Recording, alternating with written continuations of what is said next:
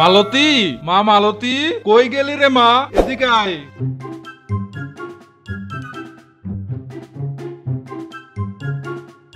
হ্যাঁ বাবা বলো। শোন মা, কালকে তোকে পার্থপক্ষ দেখতে আসবে। তোর মা তো অনেক আগেই চলে গেছে, আমার শরীরটাও বেশি ভালো না। তোর বিয়েটা দিয়ে মরতে পারলে আমি একটু নিশ্চিন্তে শেষ নিঃশ্বাস ফেলতে পারবো।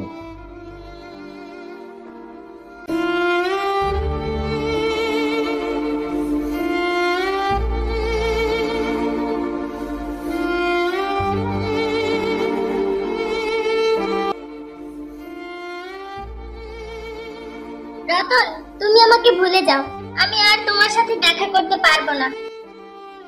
কেন মালতী, কি হয়েছে? তুমি এভাবে বলছো কেন? আমার বাবা আমার বিয়ে ঠিক করেছে, কাল আমার পাত্রপক্ষ দেখতে আসবে। আমি তাহলে মরেই যাব। তুমি এভাবে বলো না মালতী।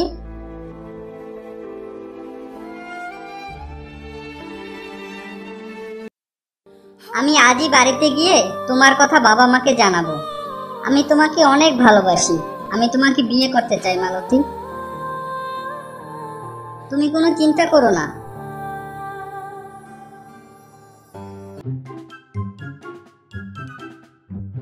বাবা মা, বল বাবা। আমি উদয়পুরের জগদীশের মেয়ে মালতীকে ভালোবাসি, বিয়ে করতে চাই। আমাকে কিছু একটা করতেই হবে, এই বিয়ে কিছুতেই হতে দেওয়া যাবে না। আচ্ছা ঠিক আছে, তুই যখন মালতীকে ভালোই বাসিস, আমরা তোর বিয়ে মালতীর সঙ্গেই দেব। আমাদের এই বিয়েতে কোনো আপত্তি নেই, কোনো দাবি দায়াও নেই। শুধু মালতীর বাবাকে বলিস আমরা বরযাত্রীতে যাদের পাঠাবো তাদের যেন পেট পুড়ে খাইয়ে দেয়। আর হ্যাঁ, তাদের যদি তৃপ্তি না হয় তাহলে কিন্তু আমি এই বিয়ে ভেঙে দেব। ঠিক আছে মা, তুমি কোনো চিন্তা করো না। আমি এখনই গিয়ে মালতীকে সংবাদটা দিয়ে আসি। কি গো রতনের মা, তুমি এত সহজে সবকিছু মেনে নিলে যে? তুমি কি যে বলো না রতনের বাবা, মেনে নিলাম কোথায়, সবে তো টোপ ফেললাম। কি টোপ শুনি? বিয়েতে আমি বরযাত্রীতে যাদের পাঠাবো সবগুলো পেটু, ওদের খাওয়াতে মালতীর বাবার ঘাম ছুটে যাবে। ঠিক আছে, তুমি যেটা ভালো মনে করো।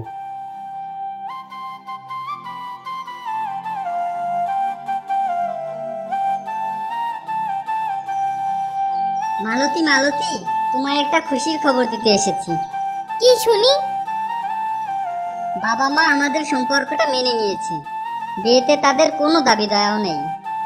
শুধু তোমার বাবাকে বলবা বরযাত্রীদের যেন একটু তৃপ্তি ভরে খাইয়ে দেয়। ও আচ্ছা, এটা তো তাহলে অনেক খুশির খবর। তাহলে আমি এখন বাড়িতে যাই।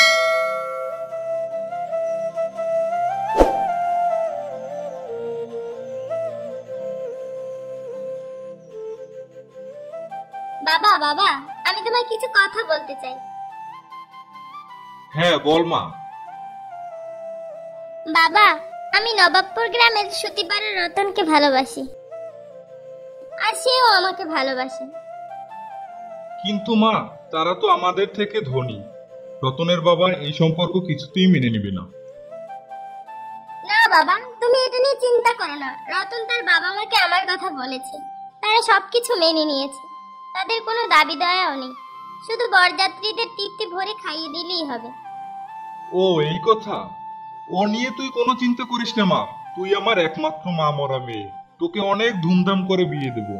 রতনকে বলে দিস বরযাত্রীদের আপ্যায়নে কোনো ত্রুটি হবে না। যাই, আমি গ্রামের সবাইকে নিয়ে একটু বসি। বিয়ের ব্যাপার বলে কথা, এগুলো তো আর একা একা হয় না। আচ্ছা মা, তুই তাহলে থাক, আমি বের হলাম। ঠিক আছে বাবা, সাবধানে যেও।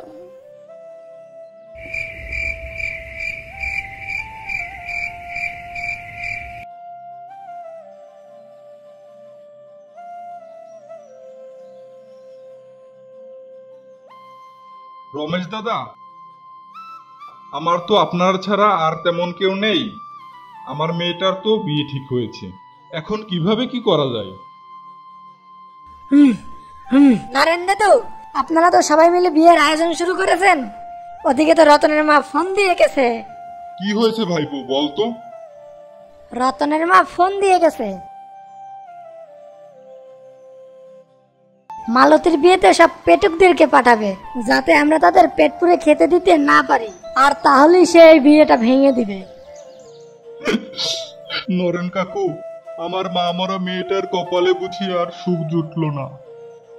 মালতীর বাবা, ও নিয়ে তুমি কোনো চিন্তা করো না, তুমি ওটা শুধু আমার উপর ছেড়ে দাও। তুমি গিয়ে বিয়ের বন্দোবস্ত করো, আর ওদেরকে কিভাবে সাহায্য করতে হয় সেটা আমি জানি। যাও, আমার উপর ছেড়ে দাও, তুমি নিশ্চিন্তে থাকো। গ্রামের সবাই মিলে রতনের মার ফন্দি থেকে মালতীর বাবাকে বাঁচাতে পরামর্শ করছে।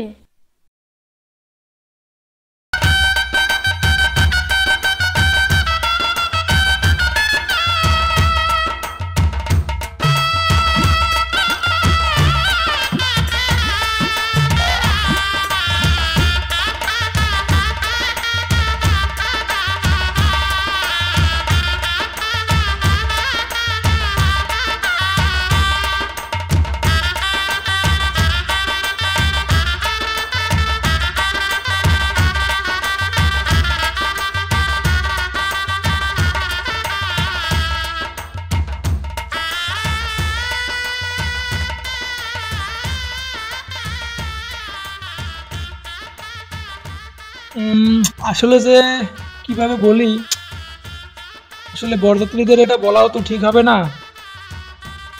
কি কথা শুনি? আসলে হয়েছে কি, আমাদের গ্রামে জলের বড়ই সংকট, তাই বলছিলাম কি আপনারা যদি একটু জলটা কম কম খেতেন, আর মাছ মাংস পর্যাপ্ত পরিমাণে আছে, আর যত খুশি খান, সমস্যা নাই, তবে আর কি জলটা একটু কম কম খেলে কোনো সমস্যা হতো না আমাদের।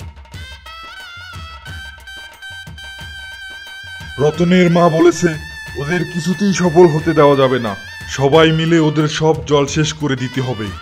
এই, তোরা ওদের সব জল খেয়ে শেষ করে দে। মালতীর বাবা, তুমি এবার শুধু দেখতে থাকো কিতে কি হয়।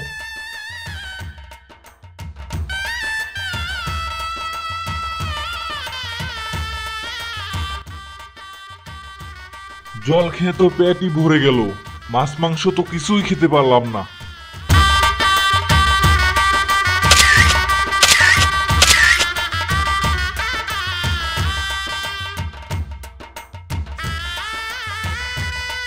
এভাবেই নরেন দাদুর বুদ্ধিতে ওদের বিয়েটাও ঠিক মতো হয়ে গেল এবং মালতীর বাবার মান সম্মানও বেঁচে গেল।